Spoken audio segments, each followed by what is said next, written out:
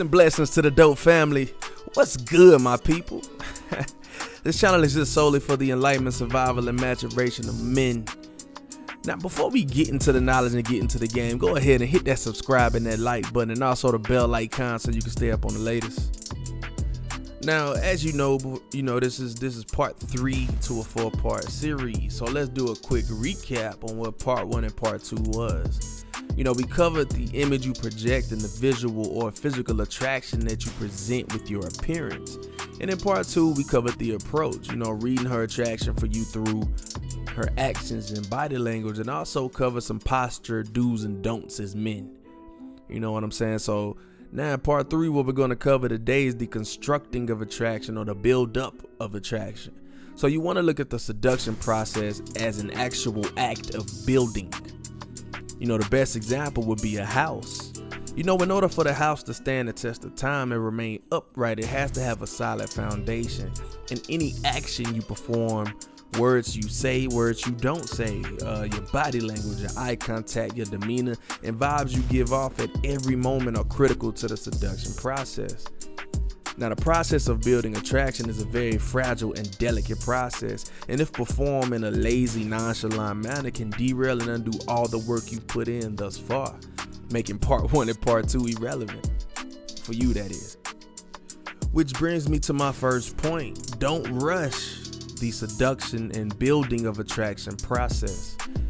Take your time. It's very similar to fishing. I'm gonna be making a lot of correlations here, so bear with me. It's very similar to fishing. For those who fish, where I'm going with this. For those who don't quite understand what I'm talking about, let me explain. So when you fish, first you must make sure you have the proper fishing reel for whatever type of condition, you know what I mean? So let's say the fisherman is you and the reel is your game. So you having the proper game and seduction techniques per the situation is equivalent to having the proper fishing reel. Now, debate is going to be the approach, conversation, and connection you make with the woman you're pursuing. So while fishing, when you feel a tug or bite at your line, you don't just start reeling it in, right? No, you give it a slight tug, a slight jerk in order to sink the hook into the fish's bite.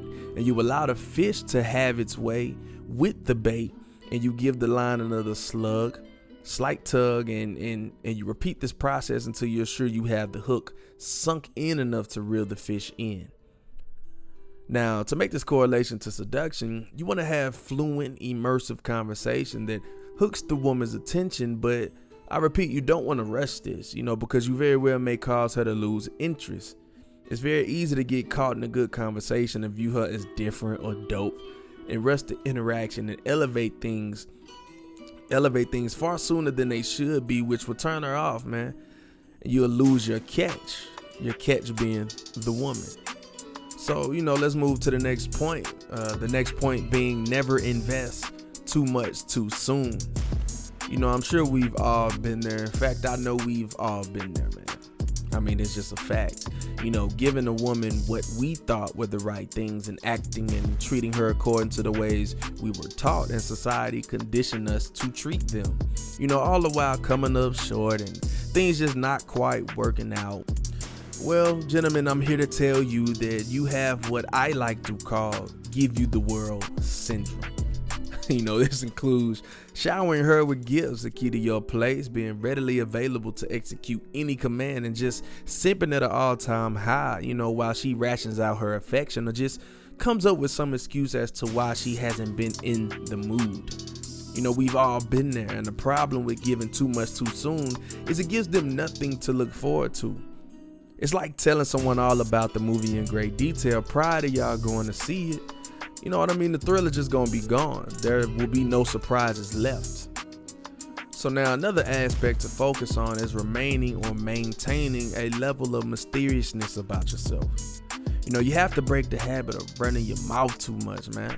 There's nothing wrong with being vague in the way you answer questions. Honestly, it keeps them intrigued and wanting to figure you out, and before you know it, they're reaching out to you and sending you more than one word text like hey or the wave emoji.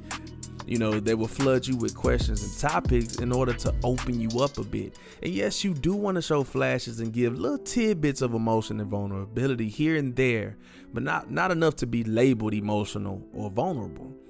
For example, you can show that side of yourself briefly when talking about family or close friends.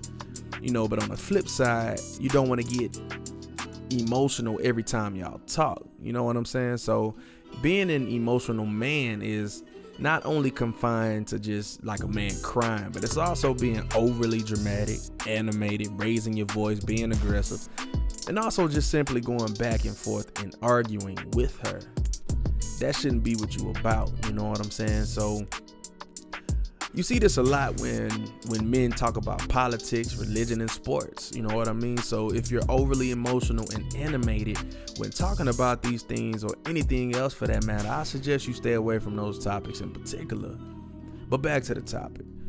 It's okay to give glimpses of yourself, because women like to know that you're at least human, brother.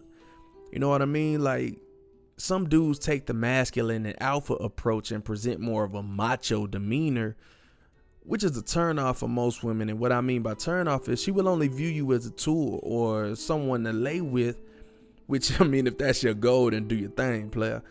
But you want to keep your deep inner parts of yourself a mystery. Again, treating yourself like a movie, showing previews of that part of yourself and not giving away the whole movie too soon, which will cause them to lose interest. Keep that in mind. So now my final point will be integrating touch and sensual or sexual energy to the dynamic. The power of this is far deeper than I can explain, and I'll take this channel to the deeper esoteric matters a little bit later, but we need to establish a foundation first so that you can grasp and understand these concepts. It's like learning math and starting simple, right? You start with simple counting. You start with addition and subtraction. You don't just jump straight into calculus and algebra and the more complex disciplines. So just bear with me, ladies and gentlemen. More so gentlemen. You know what I'm saying? We're going to get there. But what touch does is essentially integrate and infuse your aura and energy with hers.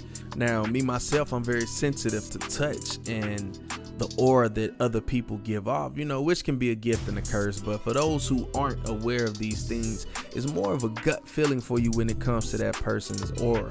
And you'll find yourself saying things like, I don't know why, but I don't care too much for that person. Or when I'm around them, man, the vibe be off, or it's just something about them I don't like. So what you're picking up on is the aura shift. You know what I mean? And it's not in sync or in range with yours, and it feels off just to be in this person's presence. You know what I mean? That doesn't make them a bad person. They're just having an off day.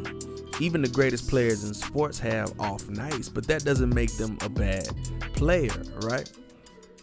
So let's briefly touch on ways you can handle this shift. You know what I mean? So let's say you're out with a woman eating lunch or dinner or whatever, and she's a little off. At that very moment, man, it's pretty much downhill from there, bro. Like, you're pretty much fighting from behind. You're going to end up saying knock jokes just to get a positive reaction out of her, bro. That's a place you don't want to be in. You know what I mean? So at that very moment, when you detect that shift, you want to be confident enough to get y'all food to go. I don't care if the way to bring it out on a plate, just say, hey, can we get some to-go boxes and a check, please? Now, that immediately is going to catch your attention. But you just keep, just hold tight, and then when y'all get in the car, you mention to her, you know what I'm saying? The energy was a little off in that place, so I wanted to change the scene.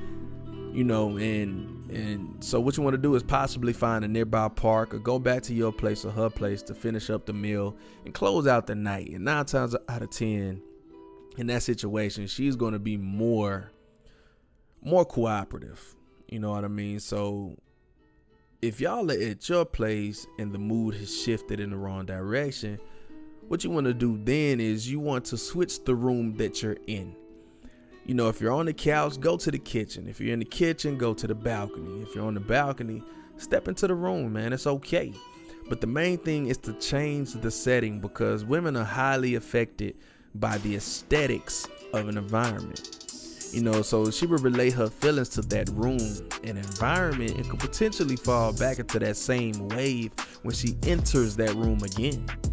You know what I mean? Not to get off track, but the act of entering another door or threshold altogether is actually spiritual in nature.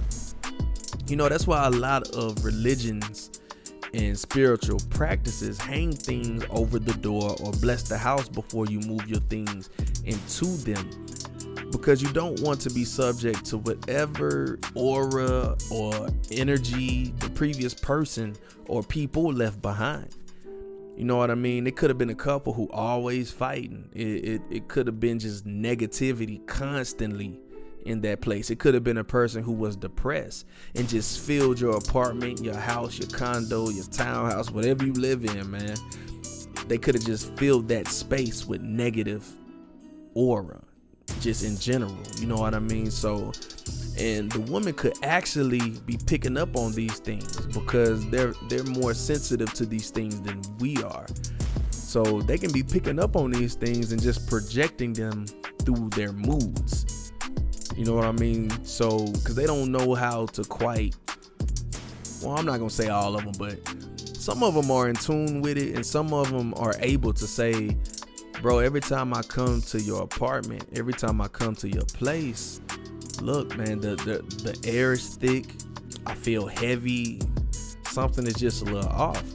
And then at that point, you're able to take action. But a lot of women are not in tune with it, and they just fall victim to whatever mood shift they're put in. You know what I mean? So basically, pretty much if you detect a change or a shift in her mood, then change the scenery, man, and liven up a bit. It's okay to perk up some, man. You know what's masculine alpha men. We show a little teeth too. We know how to have fun and just take control of the situation. You know what I mean? That's what it means to lead. That's what it means to be a man. That's what it means to be masculine. That's what it means to be alpha, man. If you're in an uncomfortable situation, or if you're in a situation that's not quite ideal, take control of it, man. Lead it. Lead it into being a better situation. You know what I mean? But like I always say, man, it's a hard journey, but a necessary journey in maturation. I know I got a little deep at the end there, fellas, but that's just a little glimpse of where I want to go with this channel for real. You know what I mean? I'm trying to start off light before I get too heavy. But before you go, be sure to hit that subscribe button, hit that like button and the bell icon so you can stay up on the latest. Feel free to email me at dopediscourse@gmail.com. You know what I'm saying? You can email me anytime you want. It doesn't have to be a question, man. It can just be simply to link up. Have a simple conversation. I mean, keep it short and brief. I do have a life myself, and the channel is growing. I think right now, as I'm uploading this video, we are at 805 subscribers, man. So give it up for yourself. Give it up to the family. You know what I mean? This channel is growing. It's growing for us. It just means we're going to be able to reach and wake up. You know what I mean? That much more men, But until next time, my dope family, I'm out.